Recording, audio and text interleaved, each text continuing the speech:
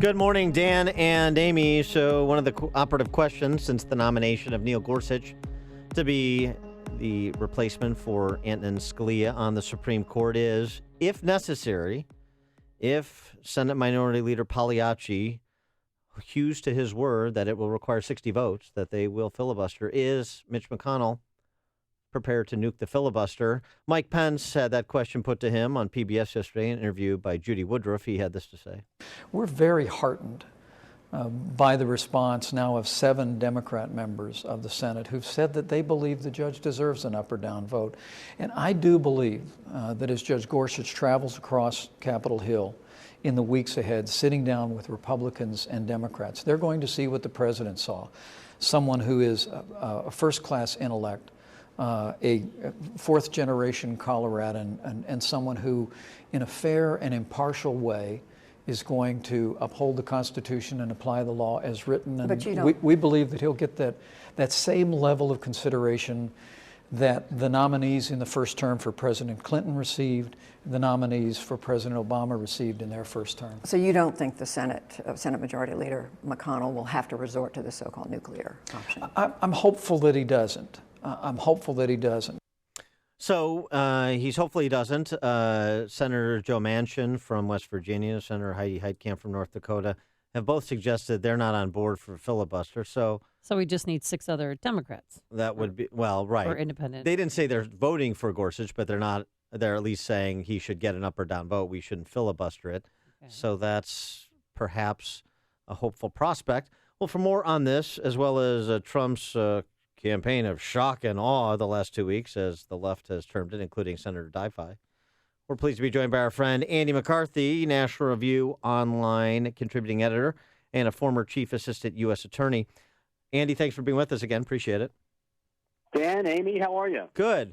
So on the issue of the Gorsuch nomination, and despite the fact that he was confirmed without opposition 10 years ago, and all these liberal lions of the Senate support that are still there supported him 10 years ago, they won't now.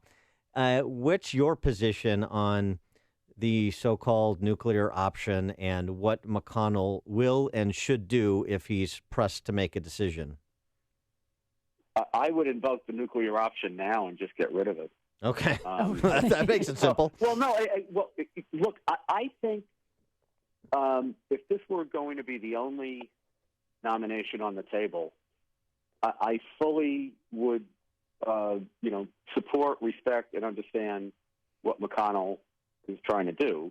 And I would criticize Trump for, screwing up his negotiating position, because what McConnell is clearly trying to do is not say, I will invoke the nuclear option in the hope that he can get this guy over the goal line with the 60 votes, which there is a chance will happen because, the Democrats, I think, may play this smarter than Republicans do. What a shock that would be, right?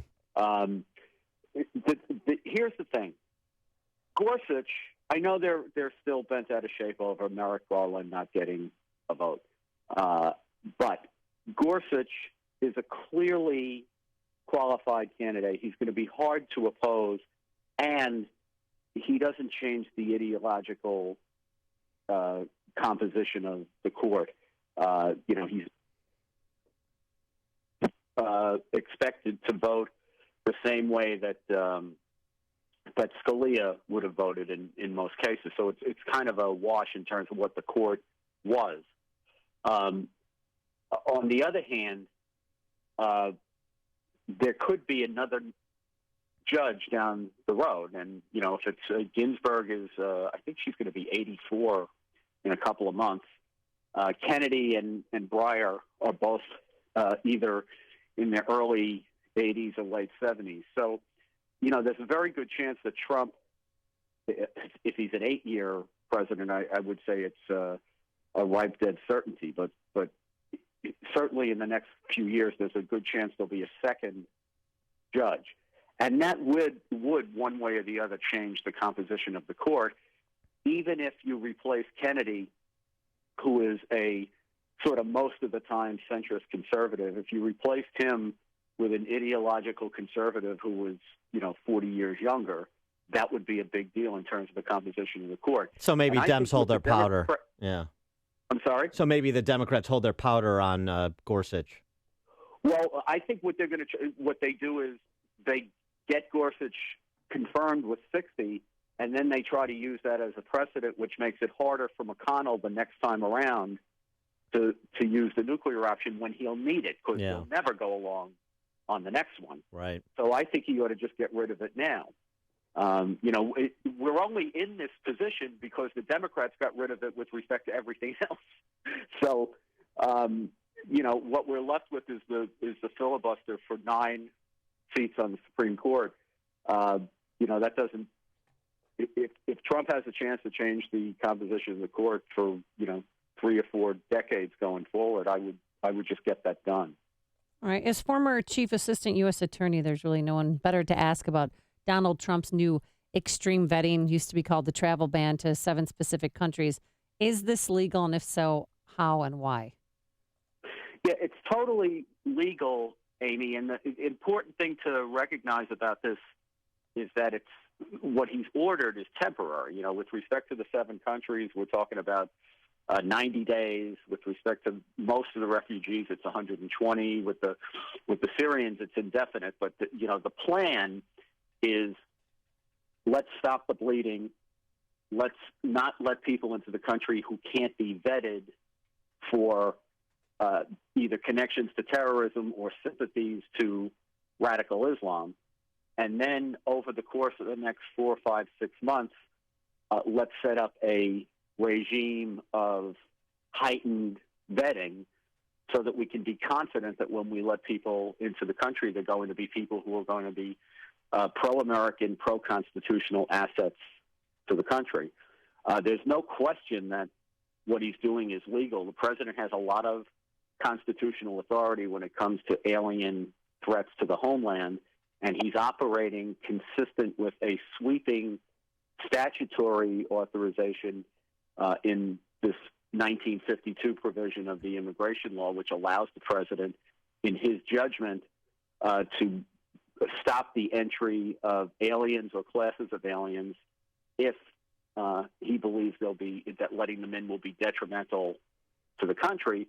And if you look at the provision, what detrimental is clearly about is national security interest. It's like one provision in a statute that talks about all kinds of different national security threats.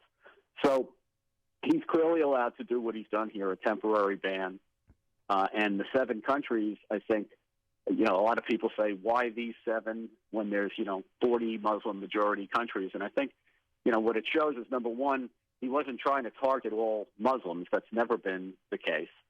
But I think because Obama used executive orders to surpass Congress's or usurp Congress's legislative power, Trump is trying to distinguish his executive orders by rooting them in congressional statutes. And the statute he rooted in on this instance is this Obama-era statute where these 7 countries were cited because either they're like Iran, meaning they're implacable enemies of the United States who wouldn't help us with vetting, or they're these 6 other governments like Somalia and Yemen, where there either is no government or it's dysfunctional or non-functional. And you can't pick up the phone and call Somalia and say, we got this guy who wants to come in. What's his work history? What's his criminal history? That capacity doesn't exist. So it seems to me to be common sense that you would not want to take people in from places where you can't screen them. Well, so to that point, and as somebody who's covered this topic for a long time, written about it extensively, as well as was in a U.S. attorney's office, so has some interaction with law enforcement and the prosecutorial side as well.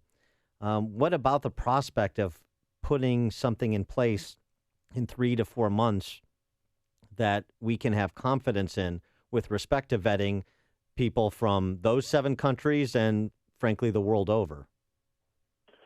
I think it's going to take some time because the most controversial aspect of it will be, can you screen them for adherence to Sharia supremacism? Now, a lot of people are going to fight that because they're going to say that's, you're doing a religious test, which, by the way, is not unconstitutional, but would be, if it actually was a religious test, it would be bad policy. My comeback to that is that, for what it's worth, is that Sharia supremacism, unlike Islam, which, when we talk about Islam, we talk about the theological, spiritual aspects of Islam, like, the oneness of Allah, the idea that Muhammad's the final prophet, that sort of thing. Sharia supremacism is a political totalitarian ideology in a religious veneer. It's not really religion. It's about the organization of the state and the imposition of Islamic law. And that's counter-constitutional. So I think you should be able to screen for that. But a lot of people are going to, object to that very strenuously. So I think that's a fight we have to have. And I think the other thing people need to realize about this is immigration's not like a criminal trial. In a criminal trial, the government has the burden of proof to show that the person is guilty, right? When you're talking about immigration, aliens do not have a right to come to the United States, and the government doesn't have a burden of proof to show that they shouldn't come in. It's their job to prove that they would be an asset to our society. So I think we really have to reinvigorate the idea that it's not on us to prove you shouldn't come in. It's on you to prove that you should come in. And if we have any doubt, the answer ought to be no.